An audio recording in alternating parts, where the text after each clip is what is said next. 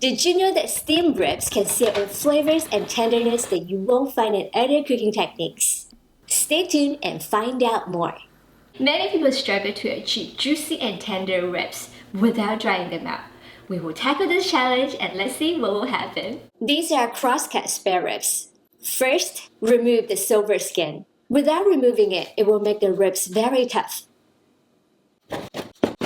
Cut them into small pieces. In a large mixing bowl, place the spare ribs inside. Pour in the water and rice vinegar. Soak for about 5 minutes. The water mixture here helps to remove excess blood and tenderize the ribs. Discard the liquid and pat dry the spare ribs. Use the fork and poke all over the spare ribs.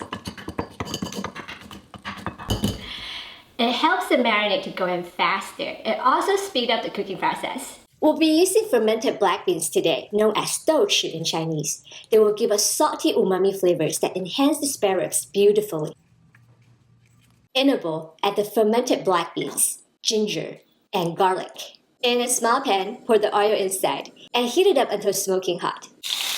Pour the hot oil over the fermented black beans, ginger, and garlic. In the mixing bowl with the spare ribs inside, add the soy sauce, dark soy sauce, oyster sauce, and cornstarch. Cornstarch helps to seal the juice of the ribs inside so they won't dry out. Give it a good mix. Followed by the fermented black beans, ginger, garlic, and oil mixture. Mix well. Marinate them for about 10 minutes. Now we're going to put the spare ribs on a single layer on a plate. In a large steamer over high heat, bring water to a boil. Transfer the spare ribs inside. Cover the steamer with a lid. Steam over high heat for 20 minutes until completely cooked through. Uncover and remove the spare ribs.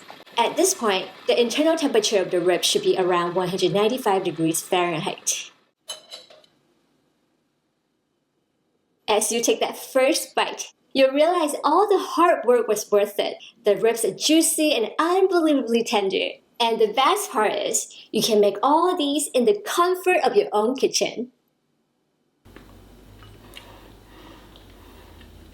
It instantly fell off the bone, so delicious. If you enjoyed today's recipe, make sure to also check out my chicken feet recipe. So delicious. And please comment below and let me know what are your favorite dim sum dishes. Subscribe, follow, and like for more easy to follow Asian recipes. I'll see you again soon. Bye!